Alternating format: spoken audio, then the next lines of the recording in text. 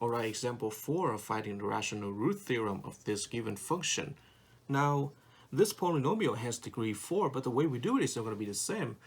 And the first step we have to do is, as usual, using the rational root theorem, we have to find all of the possible rational roots. And all of the possible rational roots are going to have the form of the ratio of all of the positive and negative factors of the constant positive 8 over all of the positive and negative factors of the leading coefficient positive 2.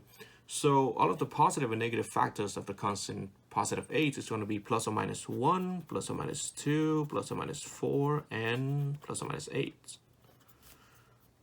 All over all of the positive and negative factors of the leading coefficient positive 2 is going to be plus or minus 1 and then plus or minus 2. So let's simplify it now a little more. Taking each number in the numerator and set it over to each number in the denominator, we're going to have 1 over 1, which is going to give us plus or minus 1. Well, we got 1 over 2, so we got plus or minus 1/2. 2 over 1 is going to be plus or minus 2. 2 over 2, well, that's just going to give us 1, so we already got that, plus or minus 1. 4 over 1 is going to give us plus or minus 4. 4 over 2 is going to give us plus or minus 2, so we already got that. 8 over 1 is going to give us plus or minus 8. 8 over 2 is going to give us plus or minus 4, so we got that. So this right here are all of the possible rational roots of this function. Now the next step is we have to use the remainder theorem and select one of these x values I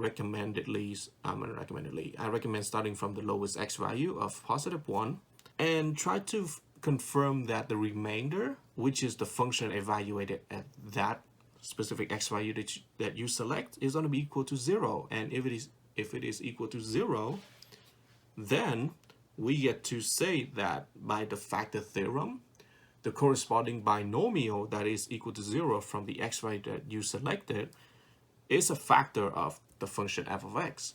Well, let's see.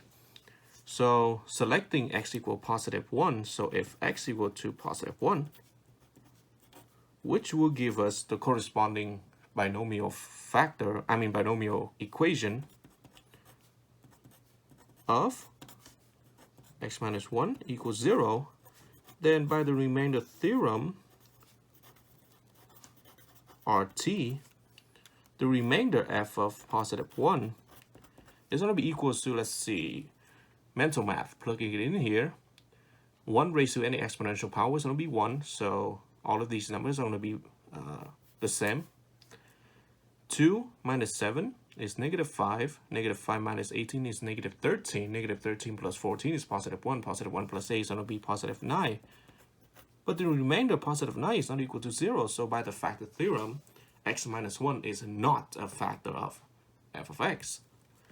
Well, trials and error again.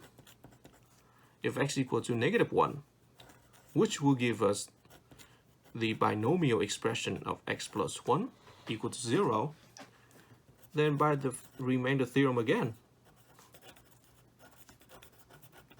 the remainder f of negative 1 is going to be equals to 2 times negative 1 raised to the 4 minus 7 times negative 1 raised to the 3rd minus 8 times negative 1 raised to the 2nd plus 14 times negative 1 and then plus 8. What this equals to, let's see, negative 1 raised to any even exponential power is going to be positive 1. So 2 times 1 is going to be 2. Negative 8 times 1 is going to be negative 8.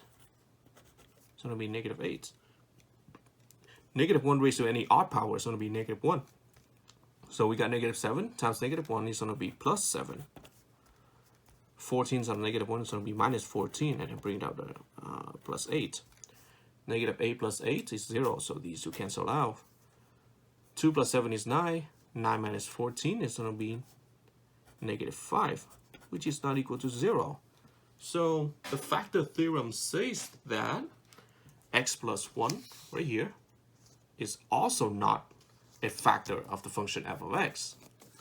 Well, let's try x equal 4. And of course, you guys can always take the next x value, of positive 1/2 or negative 1/2, and then positive or negative 2 or positive and then negative 8. And of course, it's going to be trial and error. But because I did the work beforehand, I know what the answer is. But it's just I want to go over all of these procedure just so that you guys can have an idea of how long this type of problem could take. But anyway, if x equal to 4, which will give us the binomial equation of x minus 4 equals 0, then by the remainder theorem again, we have the remainder of f of 4 equals to 2 times 4 raised to the 4th minus 7 times 4 raised to the 3rd minus 8 times 4 raised to the 2nd plus 14 times 4 plus 8. So,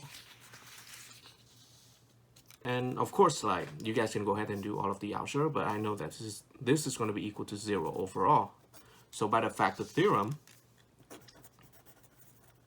ft, we know that x minus 4 is a factor of f of x. So that means we get to write f of x into the product of x minus 4 right here, and this other blank factor.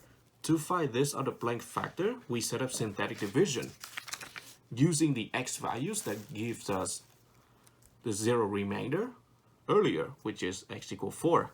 So in the synthetic division, the divisor is that specific x value, which is positive 4. And the dividend will consist of all of the coefficients of the original function listed in the same order from left to right like this. So we have to list from left to right 2, -7, -8, 14, and 8.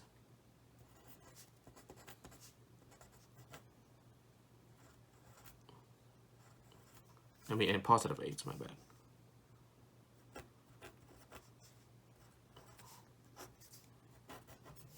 Now, of course, always bring down the leading coefficient, so bring down the 2.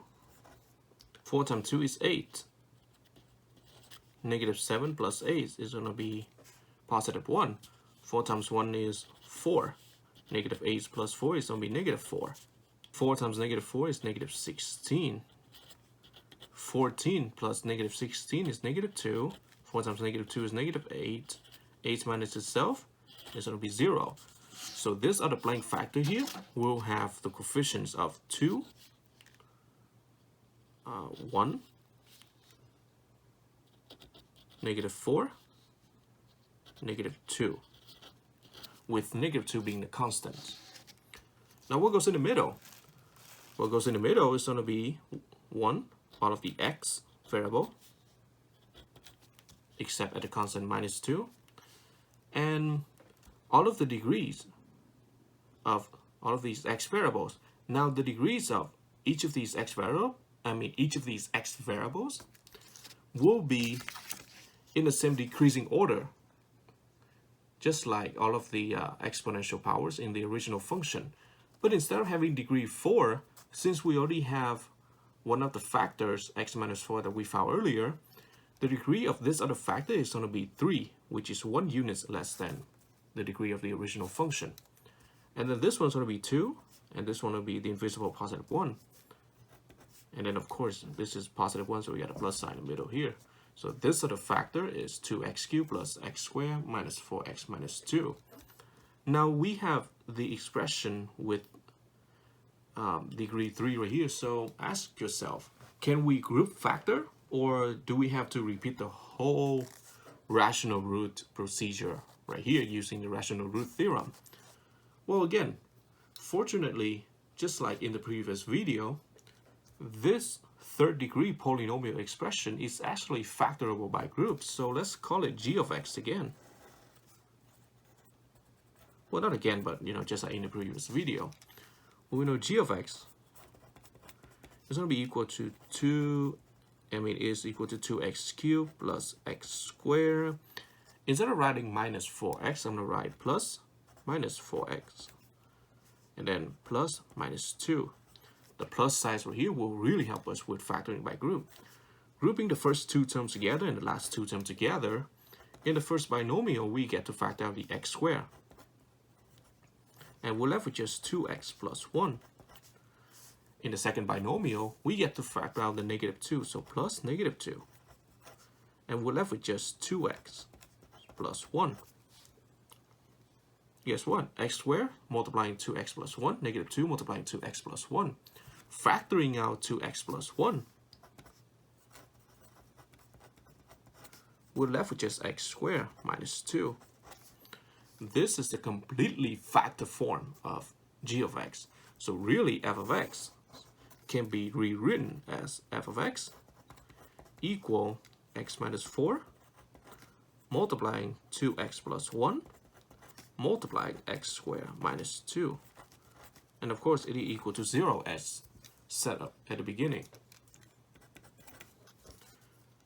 Using the zeroed product property, setting each of these binomials factor equal to 0 on their own, because we cannot factor out anything any further from here, we get x minus 4 equal to 0, 2x plus 1 equal to 0, and then x squared minus 2 equal to 0. And of course you guys know how to do the math, so this is going to be x equal 4, x equal negative 1 over 2,